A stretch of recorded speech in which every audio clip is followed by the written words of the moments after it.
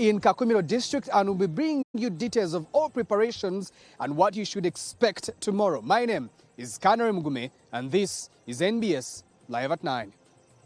Coming to you live from Plot 13, Naguru Summit View. This is NBS Live at 9 with Isabella Tugume. Dismissal alone is not enough. The Inspector General of Government, Betty Olive Namisango Kamia, has vowed to prosecute civil aviation staff caught extorting money from travellers. Welcome to this edition of NBS Live at 9. I am Isabella Tugume. Let's have a look at stories you should be expecting tonight. The headlines brought to you by... Now available in the new look of the Radiant Hair Relaxer with herbal extracts and no base formula. Radiant. Look good. Feel great.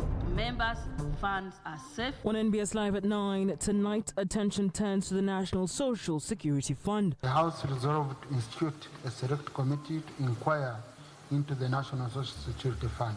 Parliament institutes a committee to investigate Minister Betty Among, Richard Byarugaba. Examine the circumstances surrounding the appointment of the fund's managing director. Kasese Municipal Council made an attempt. Parliament incensed over reports that councillors in Kasese are pushing to legalize homosexuality. No local government that can pass a bylaw that contravenes national law. It is a corruption of systems, of processes, and of persons. Also tonight, we tell you the inside story of why the NRM government has continued to live with corruption for 37 years. As long as the NRM cadre, leave our people. The headlines brought to you by... Now available in the new look of the Radiant Hair Relaxer with herbal extracts and no base formula. Radiant. Look good. Feel great. Once again, good evening and welcome to this edition of NBS Live at 9. I am Isabella Tugume. This and so many more stories are on our Nile Post page. That is www.nilepost.co.ug for the latest in current affairs, business and sport. Looking into our headlining report, a 7-member committee has been instituted to investigate inconsistencies that led to an outburst in the National Social Security Fund. Among the issues is the manner in which the acting MD was contracted. That story starts us off tonight. The Select Committee instituted to investigate the NSSF has been given 1 month to come up with a report on what brought about the unbecoming battles in the fund. The Speaker has given guidelines asking the committee to investigate how decisions are being made in the fund, circumstances under which the acting MD got employed in the fund, and how secure the fund is. 3. Evaluate the status and safety of savers' money in the fund. 4. Examine the extent of stakeholder engagement in decision-making at the fund. And 5. Inquire into any other matters incidental thereto. Legislators outlined key issues expected to be scrutinized by the committee, pointing out individuals they questioned on what exactly brought the battles to explosion. I do think that the committee should really focus into finding out why the conflict now. Is it that somebody wants to grab some percentage and they have failed to agree? So it raises eyebrows as to why the supervisors of the executive director or the managing director kept silent all this time and only raised these issues when he had left. Some MPs told NBS Television that the committee should interest itself in asking why the battles heightened after the expiry of the contract of the managing director then, Byarugaba, and why the minister had been silent about the inconsistencies. Why are they conflicting? Because this is something that is new. There is a conflict between the minister and the ED. Why is that conflict? What exactly is going on in NSSF? The workers are looking at this situation because their monies are not safe. They are all worried. They are scared. What is going on with their monies? So the CAPECA meetings, the CAPECA resolutions, I think Zeno Salesale should come up and explain to us. Is there any trace of corruption and mismanagement?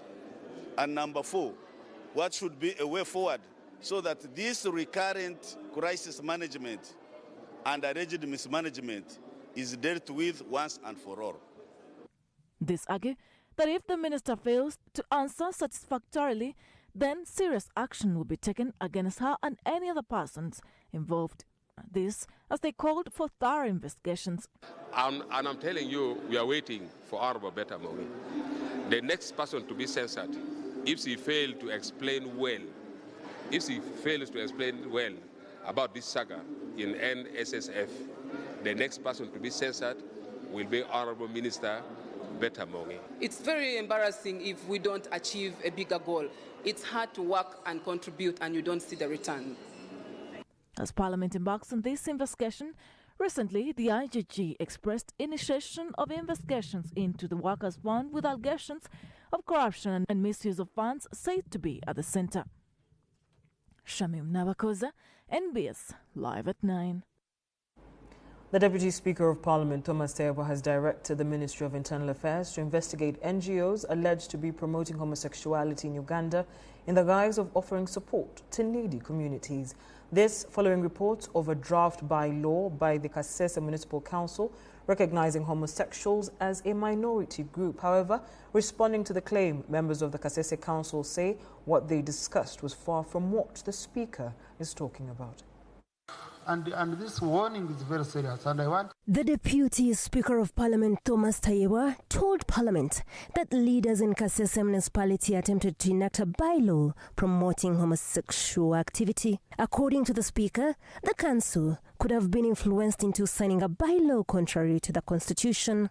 Kasese Municipal Council made an attempt to pass a bylaw that recognizes homosexuals and transgender people as minorities. Several legislators expressed similar concerns, citing instances where some NGOs promote the practice under the guise of providing social services. Others called for a return of the anti-gay bill. But unfortunately, it is actually involved in the promotion of homosexuality in this country. That there is no local government that can pass a bylaw that contravenes national laws. Why is it that this Parliament is not moving ahead to create the intended forum and bring the bill back to the House for enactment? The purported bylaw is not a position of our community. It's not a position of Kasese community and as a district. However, responding to the fracas of the purported bylaw, one of the Kasese municipal councillors, Bwambale Herbert, said the motion was meant to assist various categories of the population access health services. The motion was clearly talking about giving services to the key population.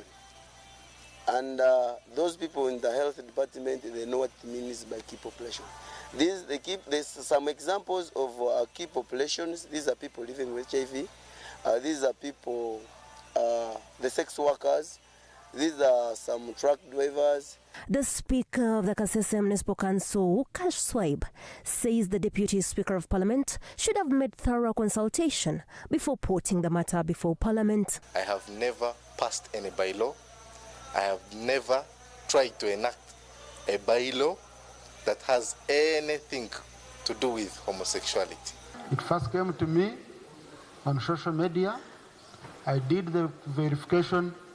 My office called the crack, called the cow, and we confirmed it. Namajairan, Fahad Masereka, NBS, Live at 9. Many thanks, Namajairan and Fahad Masereka, for that report. Embedded in their original 10-point program, the NRM came with determination to fight and end corruption. With belief that corruption was the evil that could topple the government, the Bush War veterans were here to change the country for the better. 37 years later, many have been left wondering what became of this government strategy. Victoria Bagaya Chigundu has more.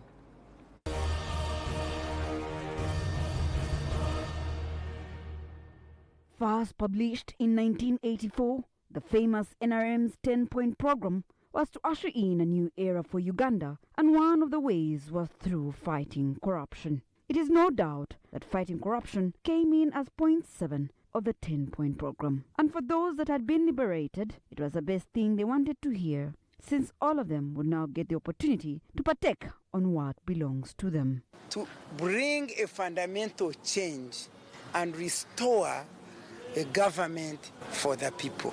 After establishing a minimum of where to begin from and run, the desire changed now into staying in power forever. Somewhere along the way, the NRM government appeared to have shifted goalposts as they began to lose grip on the fight against corruption.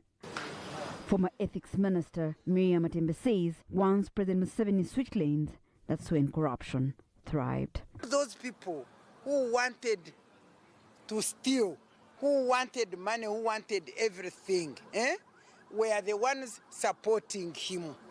And so, when they supported him, it became like now blackmail.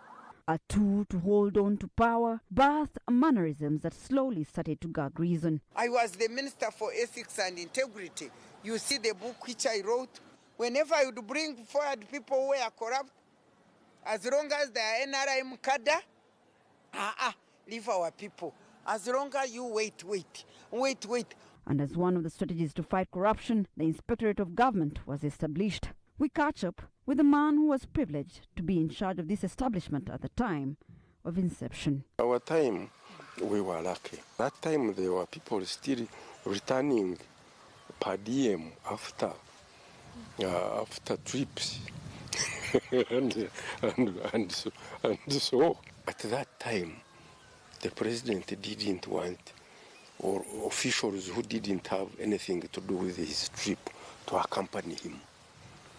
You wouldn't see huge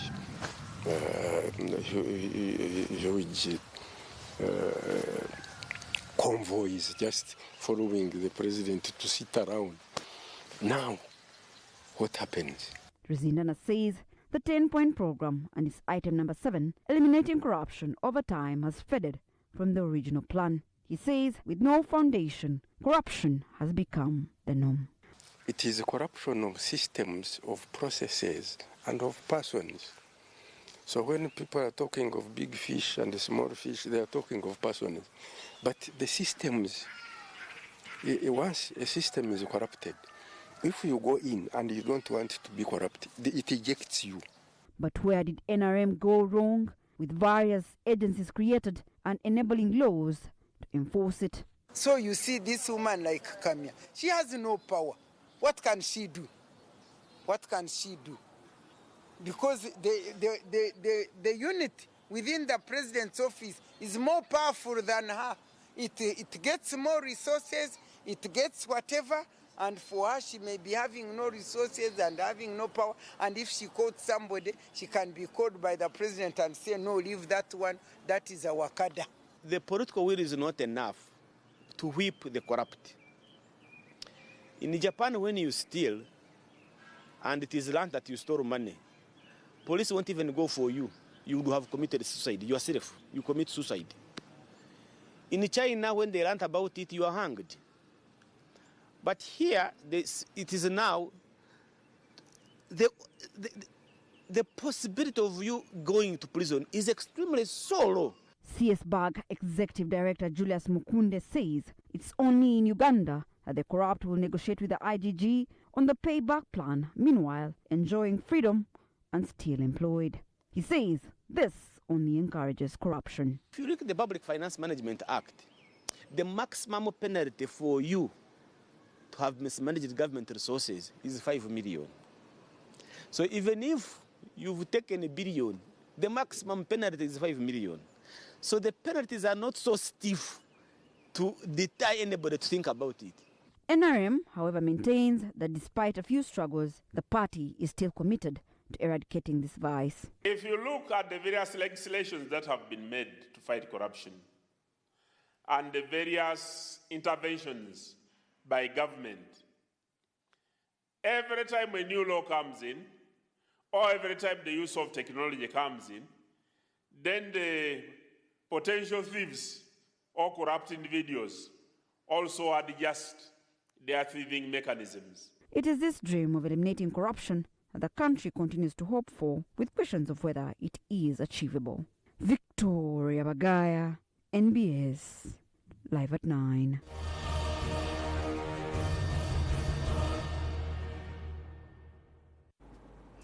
Thanks, Victoria, for that report. Preparations are underway in Kakumiro District at Kakeka Grounds to host the 37th National Annual Celebrations of the NRA-NRM Liberation Day. More than 800 guests from the central government and Kakumiro District have been officially invited, but according to the Prime Minister, residents of Kakumiro are free to come and attend the event in their home district, which is hosting the celebrations for the very first time since the NRM came to power. Canary Mugume is on standby to give us an update on what exactly is ongoing.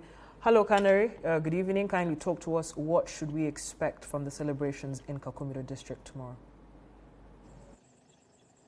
Thanks, Isabella. I can't be with you in studios tonight because I'm in Kakumiro District at Kakeka Grounds, where preparations are underway. Like you can see in the footage besides me, the Kakeka Grounds were being prepared to make sure that everything is on site and stages being built. We expect tomorrow for the awards to be given away. The awards are given away to people who have actually contributed to the development of this country for the last 37 years. Now, Kakumiro is very key because it is one of the roads that President Yoweri Museveni and his colleagues did use after attacking Kabamba, and they were continuing for more struggles. That is in the 1980s, and therefore it is a very, very historical and very crucial. However, what is actually interesting is that despite the fact that Kakumiro District is historical in the liberation struggle, this is the first time in the 37 years that this specific district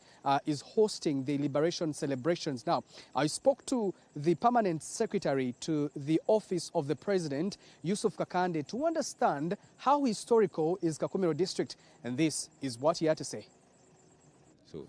So Kakumiro, as I have said, from Kabamba here, from when they were opening the second axis, from in the western, the final battle which broke UNA was from here. So Kakumiro is very historical. And thirdly, Kakumiro is almost 99% NRM. So they are very good support of NRM.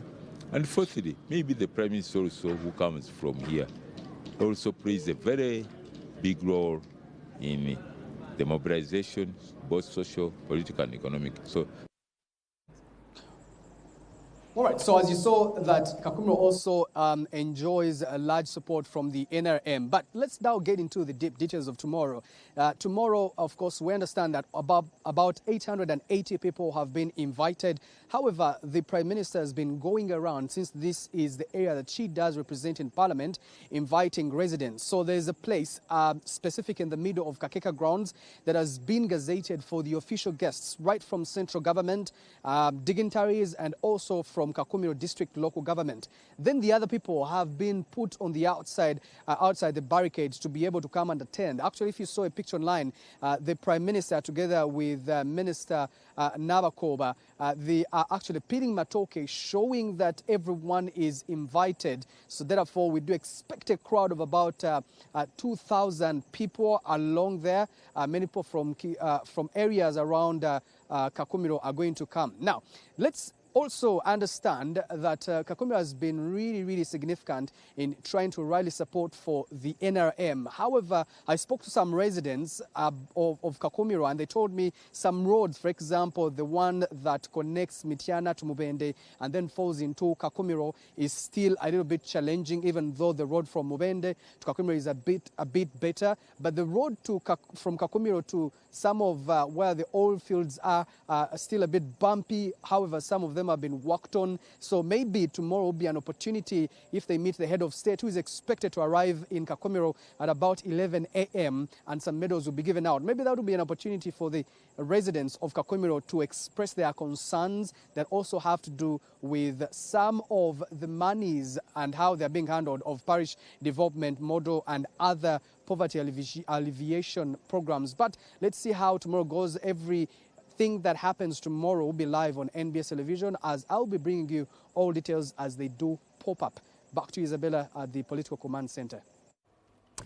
Many thanks, Kanari Mugume, for that update. Looking at more stories making headlines tonight, legislators under the umbrella body, the Uganda Parliamentary Forum on Social Protection, is concerned about the continuous budget cuts for sectors that take care of vulnerable persons in the country. These are concerned that out of the 121 billion shillings needed in the next financial year to support the SAGE program, only 24 billion shillings has been provided. This, according to legislators, will leave out hundreds of older persons without their monthly appreciation fee of 25,000 shillings. When we had them at 39. In the National Budget Framework paper for the fiscal financial year 2023-2024, the allocation for the two grants, the Uganda Women Entrepreneurship Program and Youth Livelihood Fund, stands at 6.83 billion shillings from 34.25 billion shillings in the current financial year 2022-2023. In the same budget framework paper, of the 5 billion shillings required to withdraw, rehabilitate and settle the over 2,600 street children in the next allocation, no fund has been provided. According to the legislators, the budget for the people with disabilities has also been cut from 16.6 billion shillings in the current financial year to 3.32 billion shillings in the next financial year.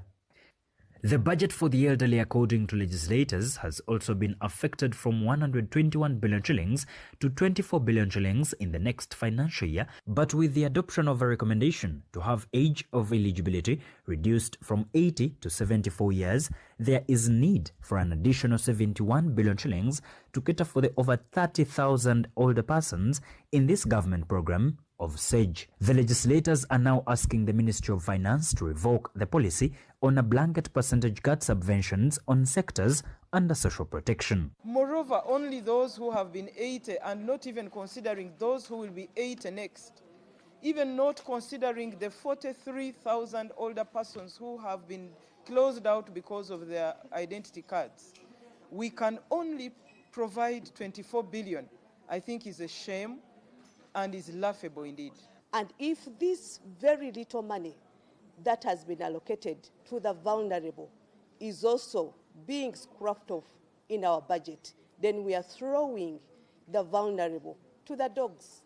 It's like we are removing food from their mouth and leaving them to die. That's why we are begging that this money should remain. Instead, we should increase, as we've been advocating for. We reduce the age to 75, and that's what we have told the people. We're reducing the age, and even we're increasing the money from 25 to 30, and now you're telling us the money is not there. The next time the money is not there, it's not fair. The MPs also want Parliament to task the Ministry of Finance to ensure that community mobilization and mindset change pillar under the parish development model is given much attention to avoid exclusion, especially for the vulnerable groups. And you provide zero for mindset change and community mobilization. Will parish development model work? Will Emyoga work? Will the rich people sleep when the poor are not sleeping? As people who are in to speak for the vulnerable, we are saying no, this should not happen. The budget should not be read this way. That's why we're urging government, we're urging the president to intervene. Maybe these things done behind him should be aware that these people are doing havoc. They are ruining our population. Alex Mugasha, Sam Ibanda Mugabi, NBS, Live at 9. The Inspector General of Government, Betty Olive Namisango Kamya, has vowed to prosecute Civil Aviation Authority staff who were caught extorting money from travellers, saying dismissal alone is not enough. The IGG has also instituted a systematic investigative approach into the entire Civil Aviation Authority, citing a busted cartel that can only be described as the tip of the iceberg.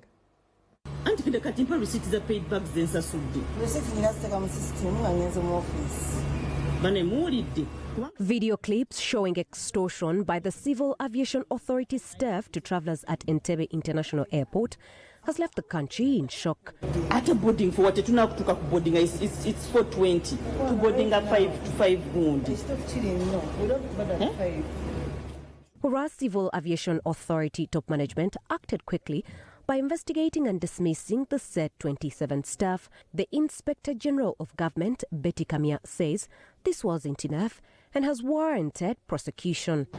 We intend to work with all the affected institutions who apprehended the culprits to prosecute those who apprehended the culprits. It is not enough to sack them or to punish them, but they also need to be prosecuted. Meanwhile, the IGG is now changing tactic to investigate the entire organization through a systemic approach to establish what exactly could have bred the vice over time. What you saw happening in CAA is the tip of an iceberg. Under the water, under the ocean, there's a whole mass of solid ice. Where is the loophole that allowed this kind of thing to happen? She has tasked the general public to emulate the whistleblowers in this case, as it's a pathway to kickstart investigations in court with clear evidence. The biggest issue with the corruption and whistleblowers was lack of evidence that can stand up in court. But when there's evidence like we saw, it is easy for a case to stand in court. Much as the office of the IGG has picked up investigations into this matter, many cases relating to this, including that of the Uganda Airlines, do still hang in the balance, even when the COSASE Committee of Parliament did have pinning evidence. No time frame has been given to this, but our eyes are on the office of the IGG to make sure that justice prevails. Olivia Nakalembe, NBS, Live at 9.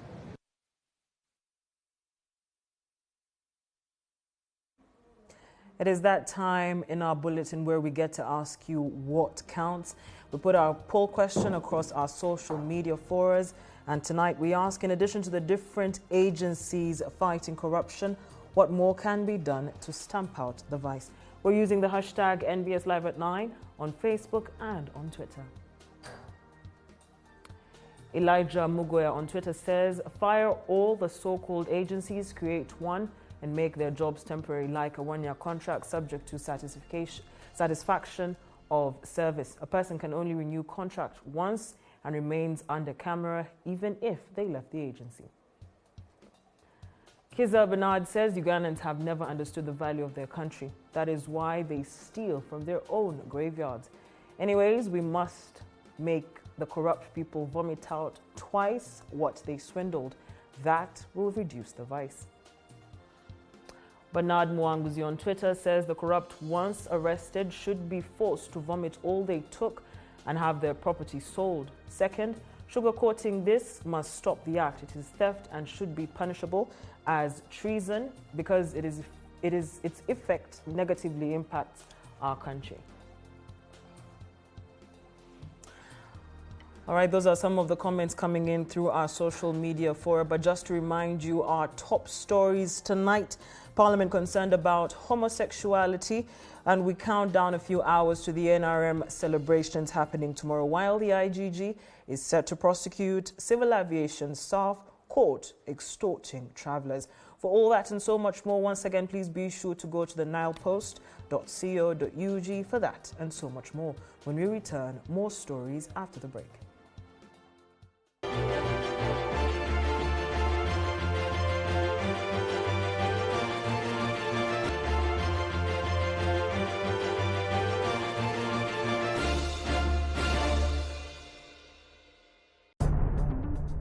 More to come, brought to you by Make your building a paradise. We have weather coat emulsion, undercoat emulsion, silk vinyl emulsion, flat emulsion, super gloss and high gloss. Global Paint, a reliable product. The Alliance for National Transformation. And to hand over to you the flag of the Alliance. I find my candidature the most suitable candidature for such a time. More to come, brought to you by Make your building a paradise. We have weather coat emulsion, undercoat emulsion, silk vinyl emulsion, flat emulsion, super gloss and high gloss. Global Paint, a reliable product. Are you tired of high fees and slow transfer time when sending money? Look no further. Airtel Money is here to revolutionize the way you move your money. We have revised our rates, and now sending money from Airtel to other networks in Uganda, East Africa, and to the rest of the world has never been more affordable. Plus, you can trust Airtel Money to get your money where it needs to go quickly and safely. Simply dial *185# and start sending money. Switch to Airtel Money today and experience unbeatable rates and top-notch services for all your local and international money transfer needs. Airtel Money. Instant, secure, borderless.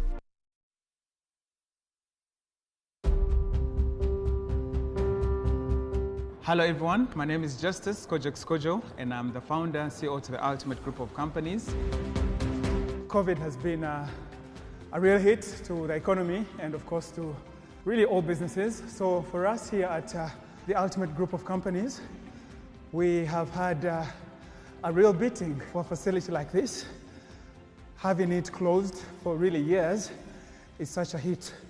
However, having a partner like Absa has been really fundamental in this. The online banking, the digital, that really enhances a lot, especially with working with teams, with paying salaries and paying a bunch more of our costs or our expenses. As we continue to grow, of course, you need to be able to grow with a partner like Absa, and that basically gives you 100% assurance of your growth.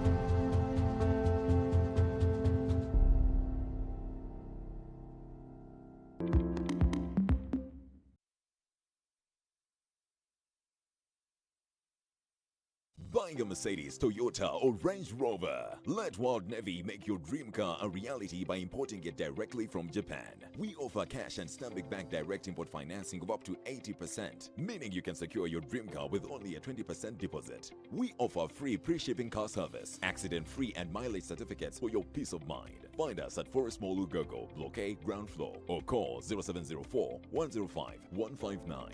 World Navy. Drive luxury. Set transport to the wrong person. Here's how to reverse it with MTN Mobile Money. Dial *165#. Select My Account. Select Initiate Reversal. You will see your last 3 transactions. Select the transaction you want to reverse. Enter your mobile money PIN and you'll get an SMS confirmation that the transaction has been blocked from being withdrawn. And that's it. Please note, only transactions that haven't been withdrawn can be reversed.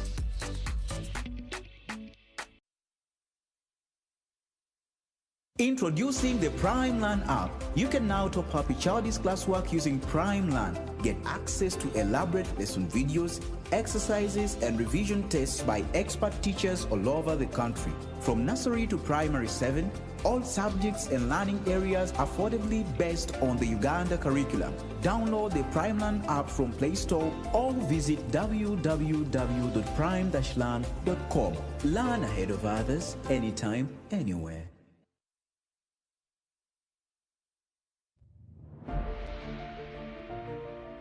Thank you. Hello, Eric. Come and see my new home. Are you looking for the quality paint for your dream home? Be part of the new revolution with our Global Paint Silk Vinyl that gives you beautiful, shining interior walls, as WeatherCoat gives you never fading and strongly guarded walls against bad weather conditions. Located along Banda Chirika Ginger Highway and Namavi Industrial Park, Global Paints, a reliable product. Did you know that our current economic challenges also affect Africa and the rest of the world?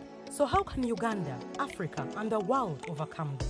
What is Uganda doing to cope and thrive in a rapidly changing world? To answer these questions and more, the Bank of Uganda will host a lecture in memory of the late governor, Professor Emmanuel Tumusime Mutebire, focusing on his legacy and its implications for the ongoing economic challenges in Uganda and sub-Saharan Africa. His Excellency, General Yoweri Kaguta Museveni, President of the Republic of Uganda, will grace the event as the chief guest. The guest speaker is Mr. Abebe Selassie, Director of the African Department at the International Monetary Fund. The discussants will be Dr. Patrick Njoroge, Governor, Central Bank of Kenya, and Dr. Donald Kaberuka, the 7th President of African Development Bank and Board Chair of the Global Fund. The Bank of Uganda invites you to join the lecture online via the Bank of Uganda website and social media handles on Friday, 27th January 2023, starting at 12:30 p.m.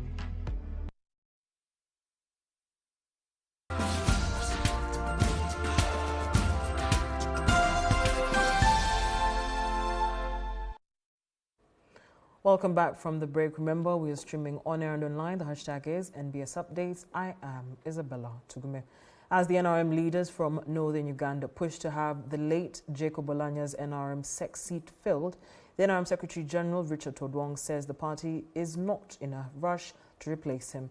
Section of leaders from the region say a lot is desired in the absence of Olanya and call on the party to consider the region on the decision-making table of the ruling party. Benson Ngom with more. It's almost a year since the NRM Vice Chair seat for Northern Uganda fell vacant after the death of Jacob Olanya.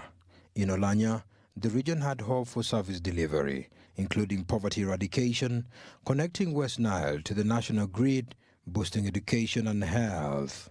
While speaking to NBS television, the NRM Secretary General said the party is not in a rush, even as a number of positions remain vacant. In the last general election, we only elected regional vice chairman, the national chairman of the party, who also became the flag bearer, the first vice chairman of the party, and then the second vice chairman of the party.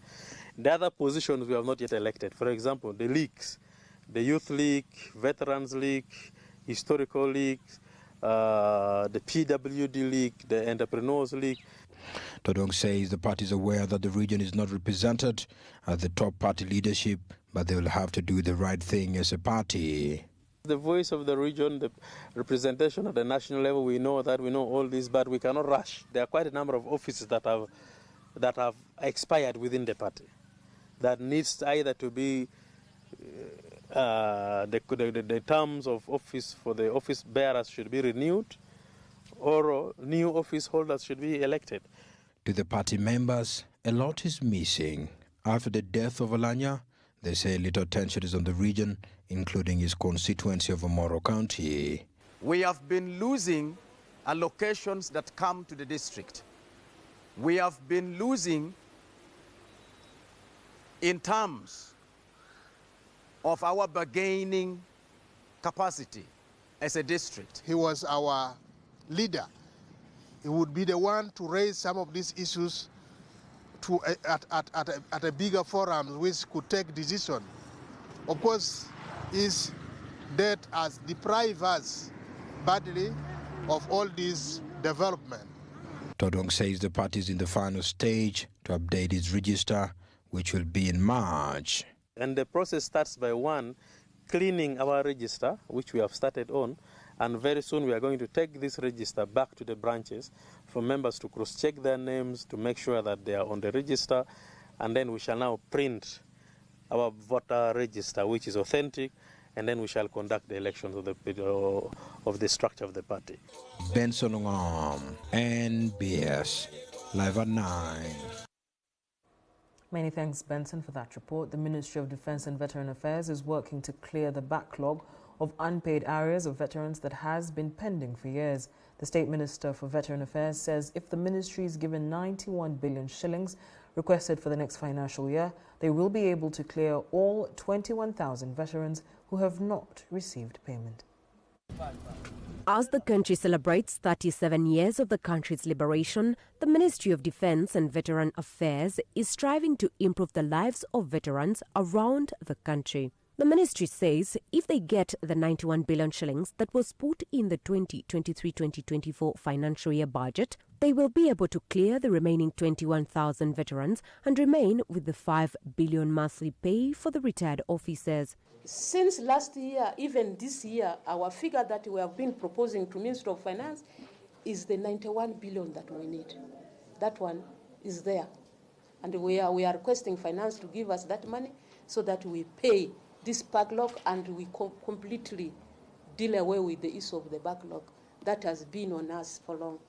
The State Minister for Veteran Affairs, Huda Oleru, told the media that since the establishment of the Veterans Docket in the Ministry of Defence, a lot has been achieved, among which is the review of the Defence Policy and the UPDF Act, reduction of pension backlog, and developed a framework for the rehabilitation of the reintegration of military veterans, amongst others. The ministry is optimistic that the ongoing review of the legal frameworks will address the existing gaps and provide for enhanced transformation of the defence and veterans sector. All the veterans, starting from World War I, we have been vetting them because there were others who had already died, there were others who were living.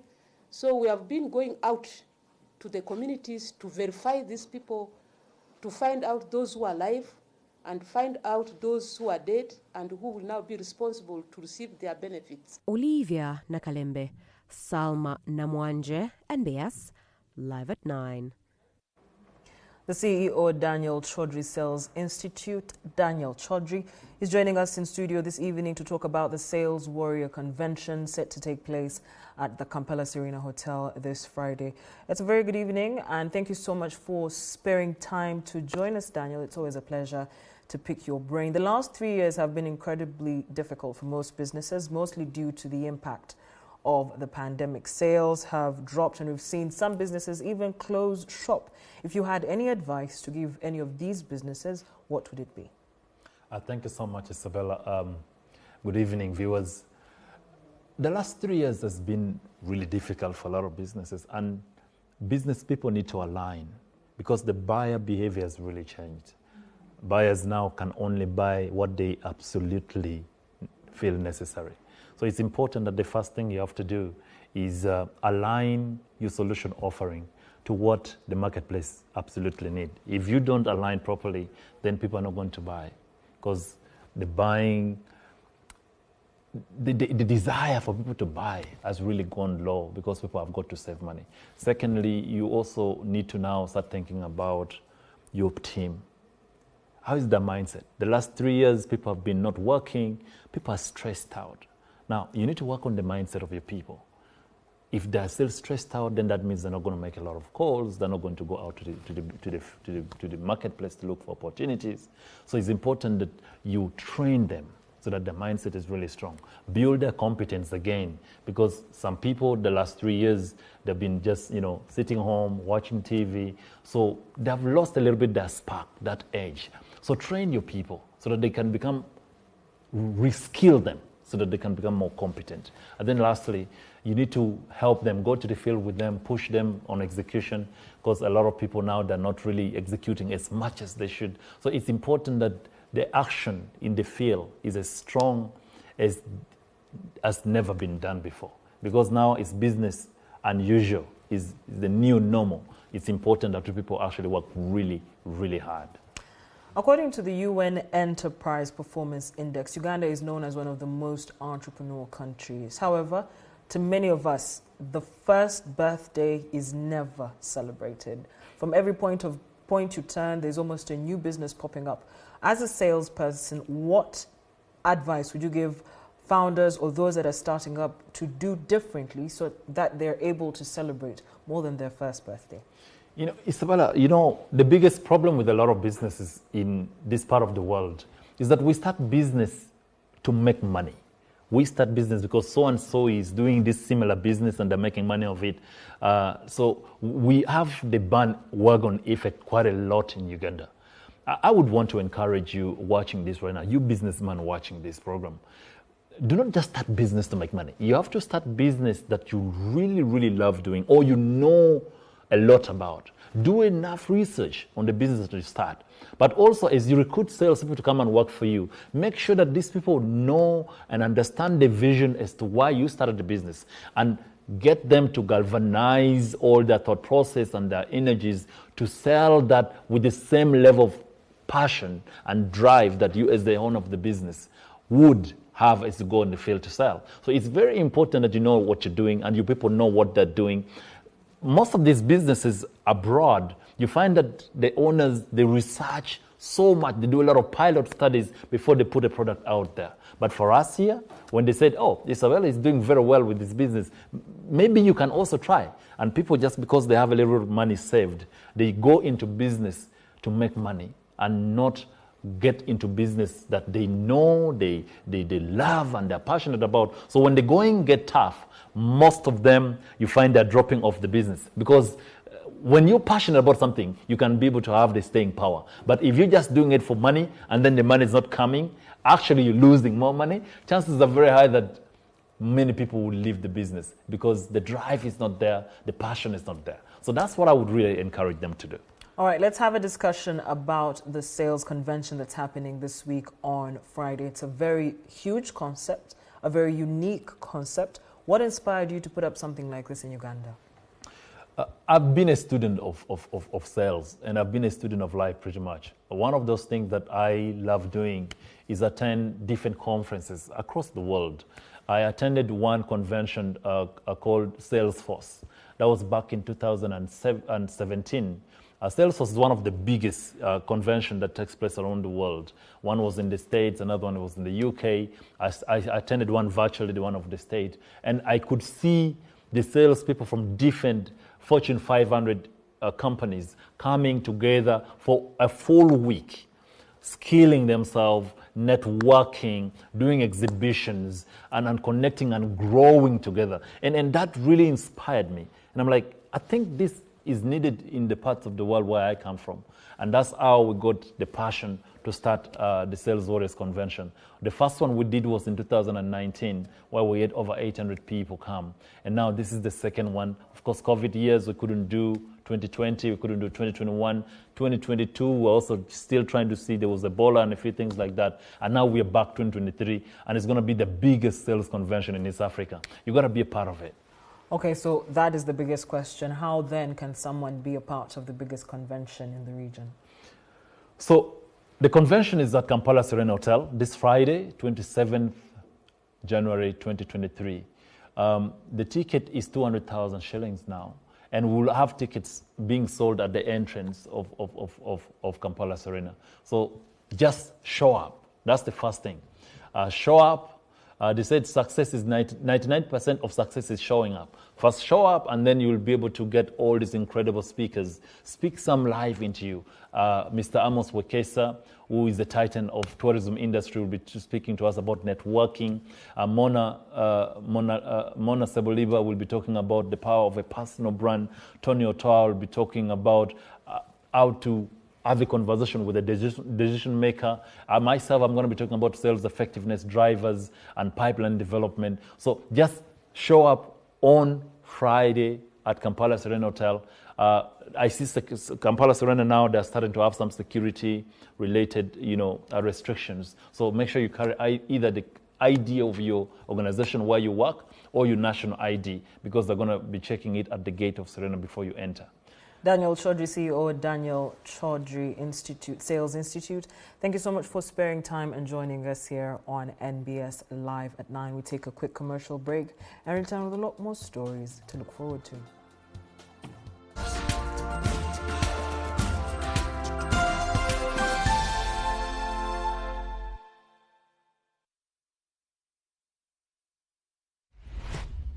Work, work, work. Work's over. Busy Biters, get down to snack business. When snacking is under attack, we'll be there to fight back.